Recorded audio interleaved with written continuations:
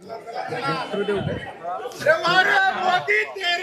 जितेंद्र आव्हाडांचं हे आंदोलन सुरू आहे। पंतप्रधान नरेंद्र मोदी यांनी जे देशभरामध्ये जनतेला आवाहन केलेलं होतं, पेट्रोल डिझेल कमी वापरा, इंधन कमी वापरा, गॅस कमी वापरा अशा प्रकारे, आणि सोनं खरेदी करू नका असं जे आवाहन केलं होतं, त्या विरोधात राजकीय वर्तुळातून प्रतिक्रिया उमटतात। आणि जितेंद्र आव्हाड यांनी आता हे आंदोलन, त्यांच्या नेतृत्वात हे आंदोलन निघालेलं आहे। आणि आपल्याला या दृश्यांमध्ये पाहायला मिळते जितेंद्र आव्हाड सध्या घोड्यावर आलेले आहेत। मोदी म्हणतात पेट्रोल डिझेल कमी करा, या ठिकाणी जे ते आपल्याला पाहायला मिळतं, आपण पाहिलं आणि त्यामुळे अशा प्रकारे जितेंद्र आव्हाड यांनी एक वेगळ्या प्रकारचं आंदोलन केलं। शुभम कोळीयमचे प्रतिनिधी आंदोलनावर लक्ष ठेवून आहेत। थेट जाऊया आपण शुभमकडे।